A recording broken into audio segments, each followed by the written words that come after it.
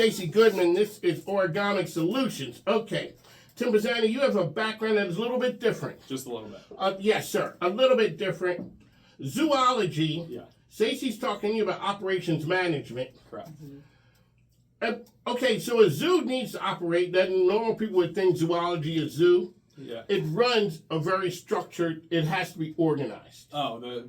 If you have the chance to watch some of the behind the scenes shows, they're on Animal Planet, Discovery Channel, all those things. The behind the scenes of a zoo is incredible. How they maintain the animals' diets, conditions, environment, the whole 9 yards. And then on top of it, it's a business. Right? It is There's a an business. entire business side to it.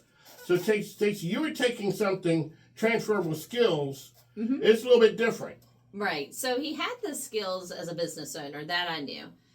Explaining up from his resume to the clients why he would be a decent business analyst or be able to help them, because when they're reading it says that he has a zoology major, and that just stands out on the page. But science and business are very closely aligned. We follow very similar methodologies, and even you and I were talking about your bat inhabitant study the other day with our impact solution delivery methodology. So with the solution impact methodology, we investigate, we measure, you prepare for whatever you're going to do, then you act, control it, and then we transition it. He had a similar methodology, through that he was able to show through his sciences, and so that was one of the things that was interesting that he can bring to the table, because there are stay-at-home moms that are great at event planning, right? Why? Because they've done everybody's baby birthday and baby shower and everything They else, were that person right? who put everything together. Thanksgiving, they've acquired skills, and then there are kids that are out there doing their side hustle businesses that are acquiring skills. They're going through sports and they're acquiring leadership or individual disciplinary skills. So what we wanted, there are a lot of transferable skill sets that can be brought in, and then you map those to what we do. And so he has a lot of people skills.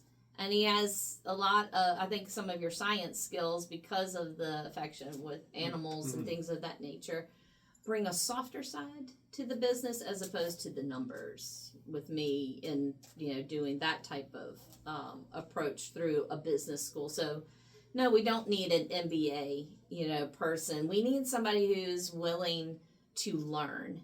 And that's the big, and be adaptable. I was telling him, and before you tell your story, but I was watching a Instagram clip the other night, and it was a psychologist, and she's talking about healthy people.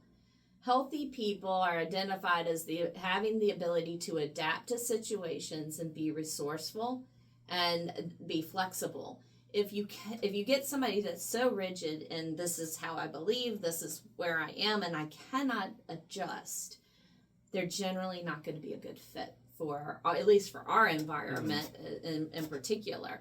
And so some of that is, there's some questions that probably should be asked in a traditional interview around when have you had to adapt? When have you had to be resourceful? When have you had to be flexible in your mindset and open up your mind to a different perspective or a different idea? Because that's a critical skill set, and they can give me that from there. It doesn't have to be from business. It can be from all walks of life. So, real quick, before you touch on that, Stacy, because you go through you talk to all types of businesses. You have to have somebody who's open-minded, who has a wide array of thought processes to understand. Because if you only know that person, like you say, who's so rigid, right? Once you take them out of that area of expertise, they're not helpful. If they can't learn to have cultivate those adaptable skills. We are not experts in every industry, but we are able to go into so many industries because what we do has commonality and is similar to these transferable skill sets. But you have to be able to go in and learn quickly insurance, healthcare, construction, digital media, different things of that nature. So you have to be able to quickly intake the information and find connections to what you already know. So, Stacey, Tim comes up. He tells you operations management. You see his resume. It says zoology. Yeah, that wasn't the major. What's the first thing that came Didn't to see mind? that coming. Well, the first thing is, why are you a business? How did you get from zoology to owning a business? And he was able to explain and make the transition. So go ahead and tell him your answer. Yeah, so that transition for me was purely logical. Finishing my undergrad. Logical. Yeah. Of course. In my mind, it was logical at the time. But I finished my undergrad. Thankfully, I had the credentials. I was able to bypass master's and apply for PhD programs. I was accepted into one at Penn State. Financially, I wasn't in a position where that was the smartest idea. So then I decided to start looking for jobs in the workforce. Unfortunately, starting pay didn't kick off great. A lot of it was government level work, but when you come in with those credentials, pay wasn't great. And I was like, all right, I'm really not getting the reward for the work I just put in. So I ventured out into other industries, and the one that came to mind after doing some odds and end jobs was sales. Well, it's one where I have to be good with people, you have to work hard, and just treat people right. I'm like, oh, I can do that. I can do those three things, no problem. And then from sales, I realized, I had a knack for training. I really like building teams. I like seeing other people succeed based on the skill sets I could give them. And then that's what flourished into my business career. Okay, so a lot of people go into sales. A lot of people. When did you know you were good at sales? About 6 months in. So You knew? yeah, so the first couple months I wasn't doing too great. I was still figuring it out, like trying to take the right approach to sales, right? Not being that overly pushy or controlling, but that consultative sales approach. And then at about 6 months it clicked, where I had a couple weeks where I was the highest performer in our office at the time. And I was like, okay, I can do this, right? Like I'm confident in my skill set to go out and get a desired result on any given day. So it took some time to develop since it was so new to me, but rather quickly. So a lot of times people think sales is shoot from the hip. And Tim is saying, Not like in a my lot of people company. know, that's not the case. No. There is processes in order Yes. that get you to where you want to get to for the desired result. Yeah, there's processes, and then it's sales to me, and the reason why I was able to translate a lot of success from it, it's a numbers game, right? When I talk to my sales teams and what I educate business owners on now is you can't just shoot from the hip in sales. You're going to have a whole pipeline. Like I know if I contact this many customers, potential businesses, these many are going to be qualified. Then these many are going to show interest. These many are going to pass, fail, whatever kind of screening, whether if you're service-based, credit approvals, business credit approvals, things of that nature.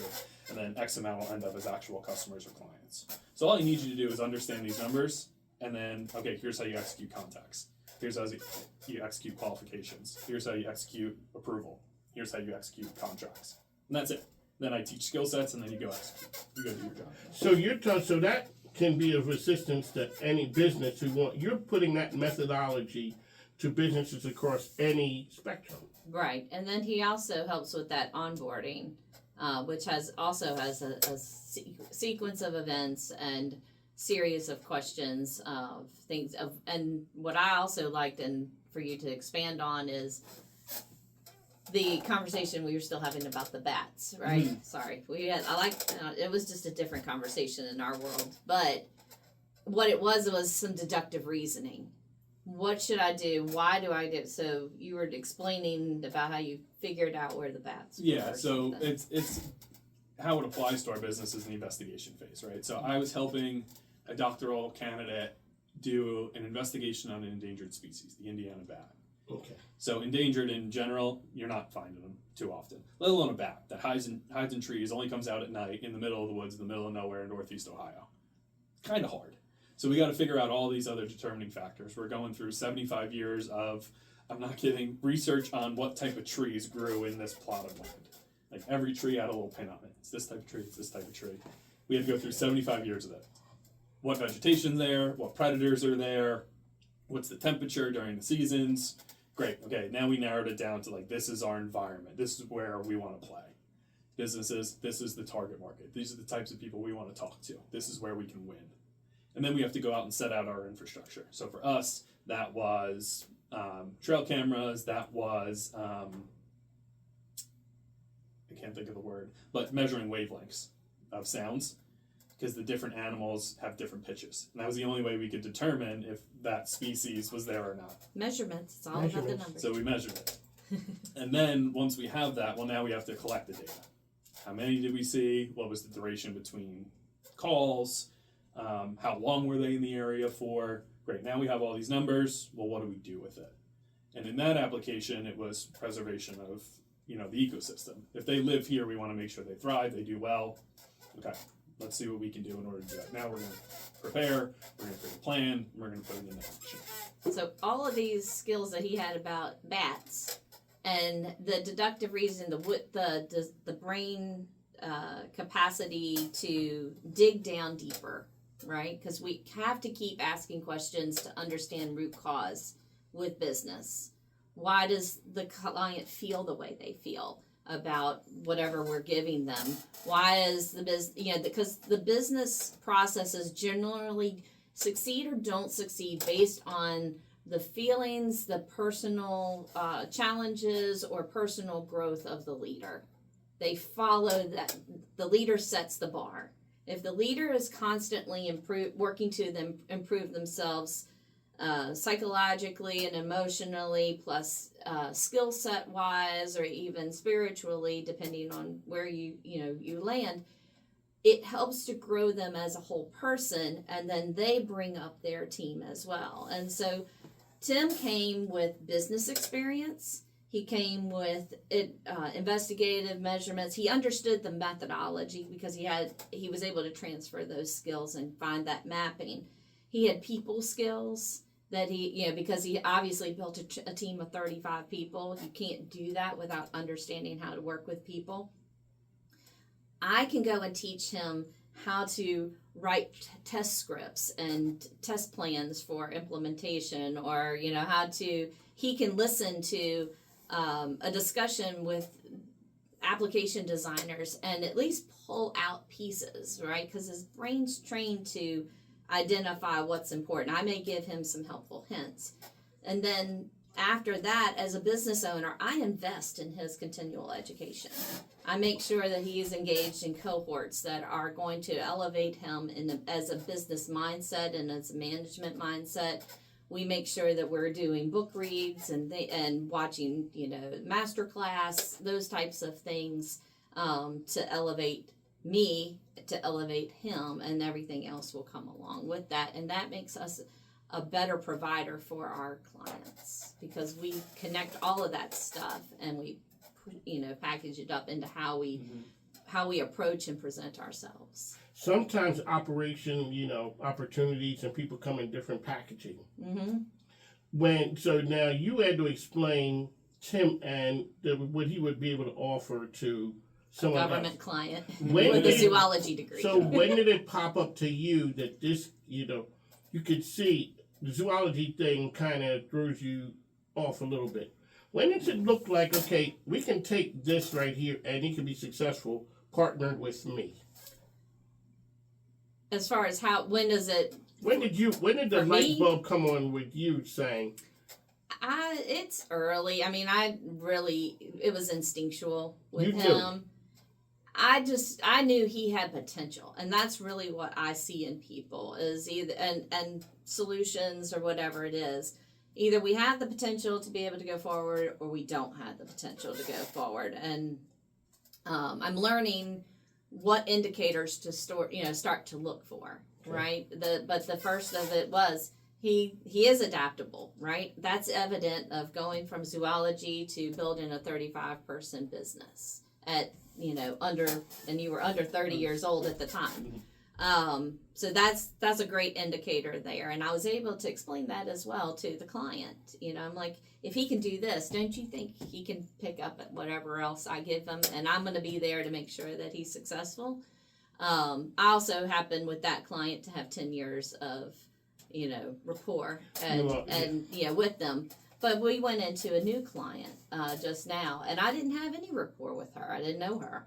And he was able to quickly go in and establish that rapport because he's got those people skills. He quickly went in and said here's what you need to do, even though it wasn't something that she originally was thinking she was going to do. She kind of pushed back. We just got an email the other day saying, okay, we put the plan into action, and the first day went great. You know, we're like, yes, you know. Those are big wins for us. So I know that from instinct. It's just something about who I am. I don't know. It's not a hard data, you know, decision making. It's really more, how do we interact with one another when we're in each other's presence? I can feel that. So the knowledge transfer, some of that are people boning up on their people or their soft skills. Yes, and I will tell you this. The importance of soft skills. Yeah, so Zappos Shoes we did a case study on them, and they were basically making their decisions. Would I go out and have a beer with this person after work? Do I like them genuinely? Am I interested in you? Can I make a connection with you? I have also had experience of extremely intelligent and skilled individuals that when I did the behavioral interview for them and at previous employers, I told the bosses, I'm like, no, this is not going to be good. Because they were almost too dominant and too self-absorbed. They weren't going to be flexible. They weren't going to make those connections easy. It might have been tactically and technically, yes, you know your stuff, but this has been a difficult conversation, right? It's been a very difficult conversation. If it doesn't flow easily, it's hard. Now, sometimes you can get some of the people in that they flow great, but they don't know what they're talking about, and you have to balance those two. I can like you all day, but if I don't see the evidence that you can get it done, I still can't hire you. Now I can go out and have a drink with you, but we can't do business. So Tim is like the sales engineer. I always say it's hard to find engineers who can speak English to turn that into something that a person can use. The same way it's hard to find a salesperson who's technical enough to be able to get the job done. You found that. And so now what you're talking about business owners, we need to be able to find that and transfer this knowledge over to that person. Right. And that was one of the skill sets we had joked around about the other day, is that breaking down complex ideas into simple, plain English. And that does two things. Obviously, it's able to convey the message. But second, that shows credibility and knowledge, right? If you really understand a process, you should be able to break it down in very simple terms, right? I had mentioned another project I did. I did one on terrestrial predation on aquatic organisms. Okay, man. Big words. Yeah. That's a whole. Straight up. You know, Big words. that's a number of big words put together.